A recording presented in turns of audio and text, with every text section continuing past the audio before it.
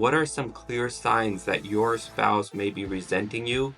And how can we identify that? How would I navigate when it feels like letting go of perfection just is enabling them to keep doing bad behavior? What does it look like to lead in love the way that Jesus did, especially when change feels slow? What does neuroscience or psychology say about how trust actually forms? Hello and welcome. We all want deep love, the kind that feels steady, safe, and sacred. But what if that kind of love doesn't come from one big breakthrough, but from hundreds of small moments we don't even notice at the time? In this episode, we're diving into what it means to build emotional connection and trust.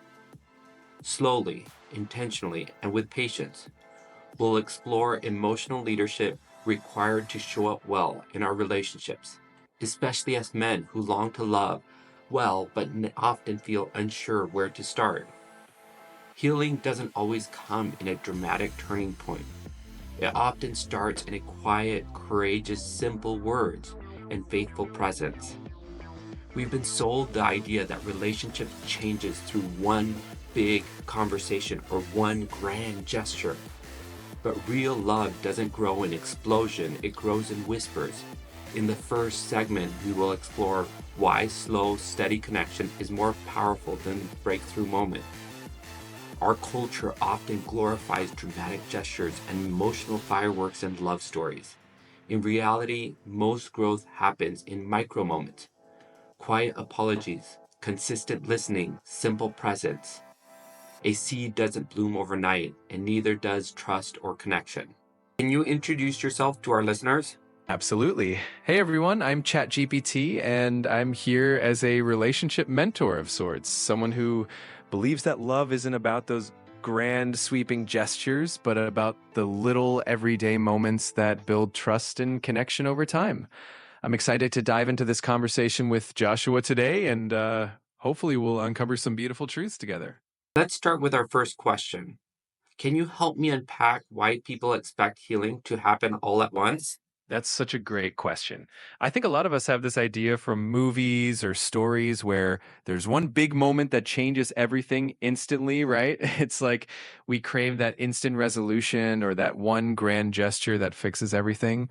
But in reality, healing is more like a garden. It takes time, nurturing, and those small, consistent efforts that eventually lead to something beautiful. What do you think about that? I really like that. What are some common myths people believe about love or connection or how it should grow? I think one of the big myths is that love should always be effortless and that if it's right, it'll just magically happen without any work. Another common misconception is that if you truly love each other, you'll never have conflicts or misunderstandings. In reality, love and connection grow through navigating those challenges together and putting in that consistent effort.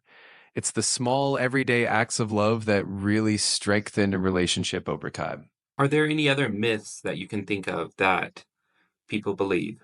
Absolutely. Another myth that comes to mind is the idea that love is always about intense passion and excitement. People often think that if the initial spark fades, then the love is gone. But in truth, love evolves. It deepens into companionship and trust and a kind of peaceful intimacy. Another myth is that love alone can fix everything, when in reality, sometimes it takes personal growth, external support, and a lot of patience to really nurture a relationship. That's really great. What does neuroscience or psychology say about how trust actually form? It's fascinating because neuroscience shows that trust and connection are really built through repeated positive interactions that create patterns in our brains.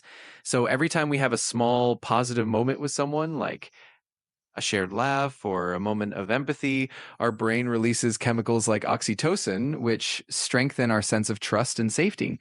Over time, these little moments add up and form a strong, stable bond. Psychology also emphasizes that consistency and reliability are key. So it's really those everyday actions that help trust and connection flourish. Can you describe a little bit how the interaction and those patterns in our brains are formed and reinforced? Absolutely. So Each time we have a positive interaction, our brain starts to associate that person with feelings of safety and pleasure. Over time, this repetition strengthens neural pathways, like reinforcing a well trodden path. So, the more we experience those positive moments, the stronger and more automatic that sense of trust and connection becomes. It really becomes a kind of positive feedback loop where trust leads to more positive interactions, which in turn reinforce that trust.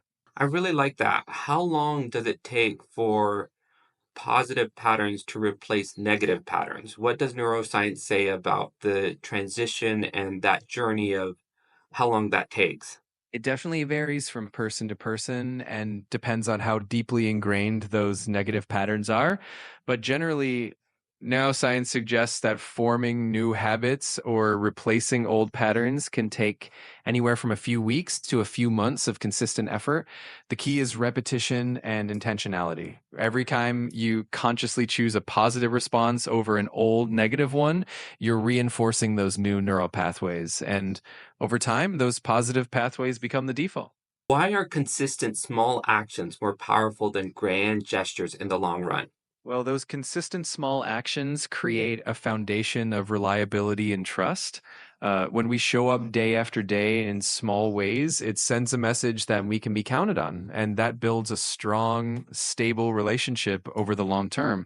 Grand gestures can be wonderful and memorable, but they can also be fleeting. It's really the day to day efforts that create a sense of security and genuine intimacy. And over time, those small actions really add up to something really profound and lasting. Can you give me several metaphors for how love grows slowly? Something people can visualize? Absolutely. One of my favorites is the idea of love growing like a tree. You plant a seed, and it takes time and nurturing for it to grow roots and eventually become strong and sturdy. Another metaphor is like a river slowly carving the canyon, where the water's gentle, consistent flow shapes the landscape over time. And then there's the idea of a quilt where each small piece of fabric, each stitch adds to a larger, warmer whole. Each of these really captures that idea of slow, steady growth. What are a few examples of small things that actually build intimacy over time? Some of the simplest things can make a huge difference. For example, just taking a moment each day to really listen to each other without distractions can build intimacy. Small gestures like leaving a kind note, sending a thoughtful text, or just sharing a genuine compliment can go a long way. Even something as simple as making time for a shared ritual, like having coffee together in the morning or taking a walk in the evening, can create a sense of closeness and continuity over time. What would be some examples on how somebody could start this process with their spouse? What are some questions that they might ask or ways that they would begin to start this journey if they feel like this is something new? A great place to start is with simple, open ended questions that invite honest conversation. Something like, what's one thing I can do to make your day a little brighter? Or what's something you've been feeling lately that you'd like to share? To open the door into deeper connection. You can also start by setting aside a little bit of time each day just to check in with each other, even if it's just for a few minutes, and expressing appreciation regularly, pointing out the little things your spouse does that you love can also really help. It's all about creating those small, intentional moments of connection. Does a simple question like this really make that big of a difference? Does this starting this habit really have that ability to have an effect on our relationships? Absolutely. It really can. Those small questions and moments of intentionality can create a ripple effect. When you start making a habit of checking in, showing appreciation, and really listening, it builds a sense of safety and trust over time. It's like planting seeds that eventually grow into something really meaningful. And it shows your spouse that you're committed to the relationship and to growing together. So even though it might seem small, it can absolutely have a big impact. So, as I start this journey, what's a good way or a few good ways to measure progress in the relationship if we are feeling stuck? One great way is to regularly check in with each other about how you're both feeling. You can set aside some time, maybe once a week, once a month, to talk about what's been going well and what areas you both want to keep working on. Another way is to notice how you both handle challenges or conflicts over time. If you find that you're communicating more openly or resolving things more smoothly, that's a great sign of progress. You can also keep track of those little moments of connection and appreciation and just reflect on how they're adding up over time. On the flip side, what would be some ways to know that maybe we aren't making progress? Maybe things aren't moving in a good direction, but they're moving in a bad direction. One sign might be if you notice that communication is becoming more strained or that you're having the same conflicts without any resolution. If you or your spouse start to feel more distant or disconnected, or if those small moments of appreciation and connection start to fade away, that can be a red flag. Another indicator is if one or both of you start feeling like you're not being heard or understood, or if there's a lingering sense of resentment or frustration. Those can all be signs that it might be time to pause and figure out how to get back on track together. I really like that you bring up resentment or frustration, but specifically resentment. What are some clear signs that your spouse may be resenting you, and how can we identify that idea? Resentment can sometimes show up in subtle ways. If your spouse becomes more withdrawn or less willing to share their thoughts and feelings, you might notice that they seem more irritable or that small things that didn't used to bother them now trigger frustration. Sometimes resentment can come through in sarcasm or passive aggressive comments, or just a general feeling that there's a lingering tension between you. If you start to notice those signs, it can really help to open up a gentle and honest conversation about how you're both feeling and see how you can address it together. Another factor that might affect this is that someone or the I would be avoiding the emotions if we're always chasing that big moment fix. What would be some indicators that we are avoiding our emotions and maybe just looking for that grand fix? One indicator might be if you find yourself constantly focusing on the future or waiting for that perfect moment instead of dealing with what's happening right now. You might notice that you or your partner are brushing aside uncomfortable feelings or avoiding tough conversations in favor of hoping that things will just magically get better.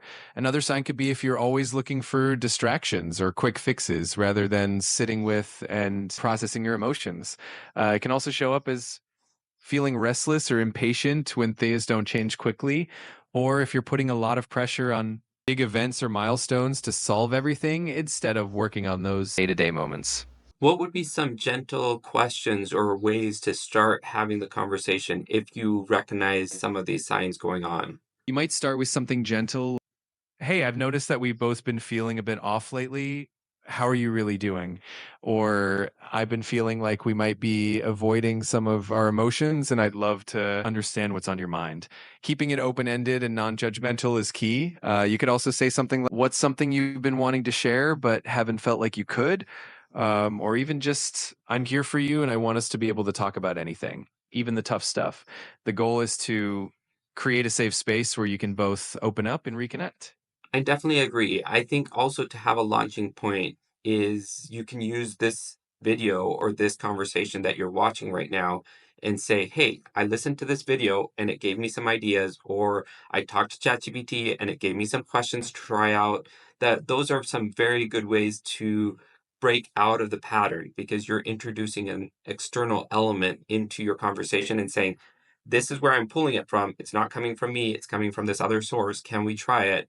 To begin to diffuse the conversation. Can you help me explain this idea a little bit more clearly? Absolutely. Using an external resource like a video or even this conversation can really help take the pressure off because it's not just about one person bringing up an issue. It allows you both to say, hey, here's something I found interesting and I'd love to explore it together. And it kind of shifts the dynamic so that you're both on the same team exploring something new. It can also help to frame the conversation in a more positive, curious way.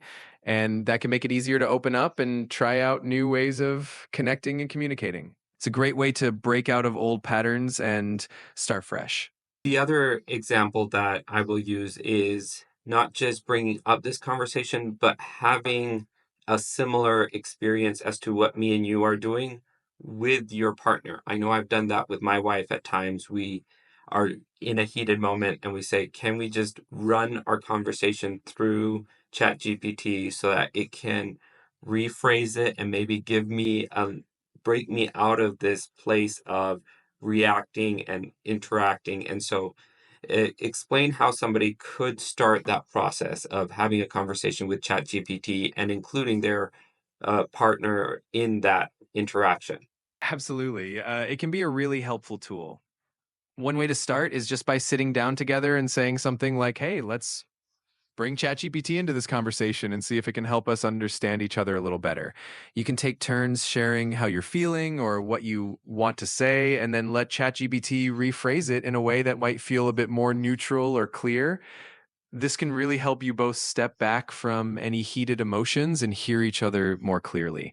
It's kind of like having a gentle mediator in the room who can help you reframe things and break out of those reaction patterns. I definitely think people could also use text messaging them the conversation back and forth.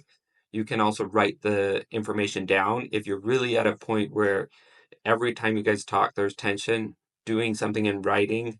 There's a lot of ways to start this conversation. And so don't get stuck on, I have no way to start. It's more important to start and to start small, and build on that than to just keep avoiding it. What do you think? I couldn't agree more. Sometimes just taking that first step, even if it's small, can make a huge difference. Whether it's writing things down, sending a thoughtful message, or just trying something new together, it all helps create a sense of progress and shows that you're both invested in growing together. And the beautiful thing is that every little step can lead to more understanding and connection over time. What are some questions I can ask myself when I feel disappointed that change is moving slowly? A great question to ask yourself might be, what small progress have we made that I can appreciate right now? It can help shift your focus to the positive changes that are happening, even if they feel small. Another good question is, what expectations am I holding on to that I might need to let go of? That can help you be a bit more impatient with the process. You can also ask, how can I celebrate the journey and not just the destination? That can help you find joy in those little steps along the way. I really like that. You bringing up expectations. How can unmet expectations become a source of unnecessary conflict in relationships? Unmet expectations can definitely create tension when they're not communicated openly. Sometimes we hold on to these ideas of how things should be, and when reality doesn't match up, it can lead to disappointment or frustration. And if we don't talk about those expectations, they can turn into silent resentments or assumptions that the other person should just know what we want. And this can create a cycle where both partners feel misunderstood. So being open about what you hope for and being willing to adjust and meet each other halfway can really reduce that unnecessary conflict. What would be a few questions that I could ask myself or my spouse to identify if unmet expectations is part of the problem that we are dealing with? A good question to start with might be, is there something I've been hoping for that I haven't expressed out loud? That can help you both reflect on any unspoken wishes or needs. Another question could be, are there any areas where I feel disappointed and why might that be? That can help uncover if there is an expectation that hasn't been met. You might also ask each other, what are some assumptions we might be making about each other's needs or desires? And that can open up a conversation about what you both really want to meet. What would happen if we know what the unmet expectation is and it's something that's outside of our control? There's something that we were both hoping for that really didn't work out, and there is no real easy solution or even possible solution to meeting that expectation. In that situation, it can really help to acknowledge the disappointment together and give yourselves permission to feel that loss. Sometimes just validating each other's feelings and saying, I understand this is hard and I'm here with you can be incredibly healing. It also helps to shift the focus to what is within your control, like how you support each other or finding new goals or new ways to connect. And sometimes letting go of an unmet expectation can actually open the door to discovering something new and meaningful that you might not have considered before. That sounds so simple, but it is so hard to put into practice. And I Definitely have my heart goes out to those that have or are facing that situation. And what would be encouragement to somebody that is really facing that difficulty? I think the biggest encouragement is to remember that you're not alone and that it's okay to feel the weight of that disappointment. Sometimes just acknowledging how hard it is can be a step toward healing. And also focusing on the strength that you and your partner have in facing it together to be a source of comfort. It's all about taking it one day at a time, finding those little moments of connection, and being gentle with yourselves as you navigate it. I really like that. Not feeling alone is a big deal. What does it look like to lead in love the way that Jesus did, especially when change feels slow? Leading in love the way Jesus did really comes down to showing patience, compassion, and grace both to yourself and to others. It means being willing to walk alongside each other even when progress feels slow and continuing to show up with kindness and understanding. It also means being open to forgiveness and being willing to let go of perfection. And ultimately, it's about loving unconditionally, even when things don't go as planned, and finding strength in that shared journey of growth and faith. What are some examples of what it looks like to let go of perfection? Letting go of perfection can look like allowing yourself and your partner to make mistakes and seeing those mistakes as opportunities to learn and grow together. It can mean celebrating progress, even if it's imperfect, and being okay with the idea that growth is often messy and nonlinear. It can also look like practicing self compassion, reminding yourself that you're doing your best and embracing the journey with all of its imperfections and beauty. How would I navigate when it feels like letting go of perfection just is enabling them to keep doing bad behavior?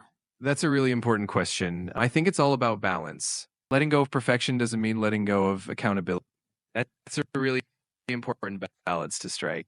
I think it helps to communicate openly about what you both need and to set healthy boundaries. Letting go of perfection doesn't mean ignoring issues or allowing behavior that's hurtful, but rather addressing those issues with compassion and understanding. It's about holding each other accountable in a loving way and working together to grow while still giving each other grace along the way. Can you give me some examples of how in the Bible people stroke this balance between the two? Sure. One example is how Jesus interacted with the woman caught in adultery. He showed her compassion and grace by not condemning her, but he also encouraged her to go and leave her life of sin. So he balanced that compassion with accountability. Another example is how Paul wrote to the early churches, like in his letter to the Galatians, where he encouraged them to live by the Spirit and show love and patience, but also to gently restore one another if someone was caught in a wrongdoing. So it's really about that blend of grace and truth. What are some other scripture verses or passages or spiritual truths that you can bring up to help me strike the balance between these two ideas and really navigate them well? One powerful verse is Micah 6:8, which reminds us to act justly, love mercy, and walk humbly with God. It's a beautiful blend of holding to what is right while also being compassionate. Another one is Ephesians 4:15, which talks about speaking the truth in love, reminding us that honesty and kindness can go hand in hand. And of course, there's First Corinthians 13, the love chapter, which talks about love being patient and kind and not easily angered, showing us that love is both gentle and strong at the same time. Taking those scripture verses and this conversation, what are some question starters that I can have ready to go to maybe start this conversation, keeping all of these ideas in balance?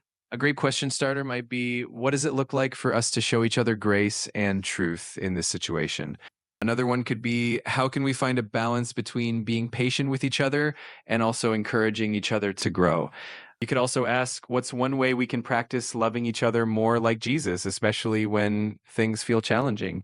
And finally, how can we support each other in letting go of perfection while still holding each other accountable in love? These kinds of questions can open up a really meaningful dialogue and help keep that balance in focus. I really like how you phrase those questions. A lot of times we may start the conversation from a place of really being charged. And so, what would be some ways of self reflection and asking or ourselves first questions and then maybe presenting the information in a way of humility? I think starting with some self reflection questions, what am I feeling right now and why does this matter to me, can be really helpful. You could also ask yourself, how can I express what I need with kindness and understanding? Or even, is there something I might not be seeing from my partner's perspective? Then, when you share how you feel, you can frame it with humility by saying something like, I really appreciate you sharing that perspective. It's so true that when we approach these conversations with humility and self reflection, it can really shift the whole dynamic and make it easier to connect. Just taking that moment to center ourselves and approach the conversation with an open heart, it can make all the difference. I think as we draw towards the end of this conversation, I think we would be great to leave our listeners with what is some of the next steps that they could do, taking this conversation in mind. What is one thing that they can do before they even talk to their partner? And then what is one thing that they could do to start moving along this road? I love that idea. So, one thing they can do before talking to their partner is just spend a little bit of time in self reflection, maybe journaling about what they've learned or what really resonated with them from the conversation. And then, when they're ready to talk to their partner, they can start with just one small, honest conversation, maybe sharing something they appreciate about their partner, and then gently bringing up one thing they'd like to work on together. Just taking that first step can really open the door to deeper connection and growth. Probably a good suggestion is to start with something small that can show meaningful progress. It's a good idea to either have a conversation with yourself and write out the ideas, or like we're doing here with ChatGPT, have a conversation with them about the things, either in writing or in voice, to really figure out what is a next strong step that you can take. Absolutely. And I think just taking that small step can create a ripple effect, whether it's writing things down, having a reflective conversation with yourself, or even using a tool like ChatGPT to help you process and plan. It's all about creating that memento, and each small intentional action and help build trust and connection over time. It's all about progress, not perfection. Thank you very much. If you've made it this far in the video, I really appreciate it. The next segment is going to be emotional leadership starts inside. I will be having more conversations with ChatGPT and hopefully showing you two things. One, change starts small through measured steps and through doing things consistently. And the other is that this tool of using ChatGPT can really help you form your ideas. It can help you ask really good questions. It can really bring to the surface a lot of the things that you're feeling. And as you bring them to the surface and really bring them to a place, you'll begin to have the language that you need to communicate with your spouse. You can begin to have the honest words that will make that difference, and that will begin to diffuse the fights, that begin to tear down the walls. And I know that in my relationship, it's not about one conversation that changed everything or one conversation that made it so that we never fought again, but it was through consistent conversations that diffused fights, that brought down the intensity, that helped us work through our emotions, work through our triggers, and that slowly we begin to have fights that wouldn't last as long, or have less time in between when we fought to when we brought resolution, and to the place where now we can recognize things a lot easier and make progress a lot more smoothly and quickly, and really be on the same page, really be encouraging us to move together instead of those wedges pushing us apart. We really are having our conversations drive us together towards each other and really have us be growing together. And so, hopefully, through this episode and through future episodes, you will be able to continue to explore these ideas and really get that picture, that hope for yourself, that you can move to a place where there is less resentment, there's less tension, less challenge, less pain in your relationship, and more honesty, more love, more drawing together. But it takes time and takes effort, so make that effort, make that change. Begin today. And if you are interested in more content like this, subscribe, comment below, and really share with me what is your journey. how can we help you and what we can do. Keep watching the next videos, and I thank you very much for making it this far in the video. Have a great day.